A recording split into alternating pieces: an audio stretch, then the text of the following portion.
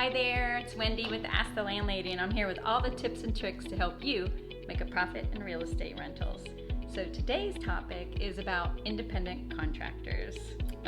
Contractors, they're almost as hated as landladies and landlords, right? The internet is full of cautionary tales of the contractors who take your money and just fly off into the night. However, there are some good ones, and this is a great tip or trick to have up your sleeve when you need to get some things done, is to have a good independent contractor that you can call and get some information from. Because again, you may be an independent contractor yourself and have rentals, and then that's awesome. But for the rest of us, we've got to fill in the gaps with people that can help us when we need them. So here today, I have some tips and tricks of how to work with contractors. Number one is to do your research. Ask everybody. The internet is a great resource for that. Facebook is, your neighbors, you see signs up. Call and when I was trying to find somebody to site a place, I looked around for people who are getting signing done, and I went and talked to them and asked them and got some good references from them. So everybody will have some recommendations. Gather as many as you can, keep as many as you can, because people move, they get busy, they get expensive, so you want to have a big Rolodex of different ideas of independent contractors that you can call. So number one is to do your research. Number two is to collect at least 3 quotes for a big job.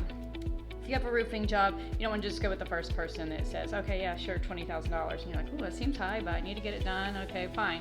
Well, do your research again and get some quotes on that. And that way you can make sure maybe $20,000 is the kind of the right price for your market in your area for that type of roof that you need to put on.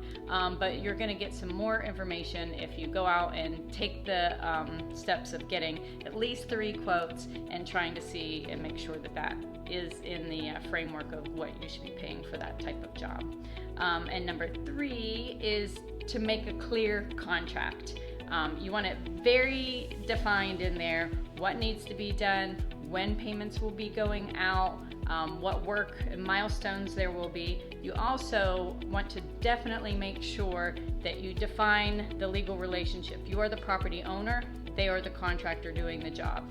Do not buy supplies for that job. Don't do anything that makes it seem like you're in charge of that job, because if something goes south, you're going to be sued. You're going to be on the hook because you bought some materials, or because you provided some labor, or because it wasn't clearly outlined in your contract that you're the owner and that the contractor is doing the job. So they need to be the one to have the insurance, that they have the liability for that job. So that's a cautionary tale. I've heard some bad things go down with some other landladies and landlords because they went to save some money, they bought some of the supplies, gave them to the contractor, something happened, and then there was a legal issue. So again, have that very clearly defined in that contract. Number 4, do not pay in full for the job up front before it's done. Let me say that again. Do not pay in full until the job is done, and I mean done, like everything done. Don't just say, oh, well, they still got a dumpster there, and they're like, oh, we're gonna come back tomorrow and do a couple things. No, that won't happen. The final check does not get put in hand until you have inspected, you've walked around.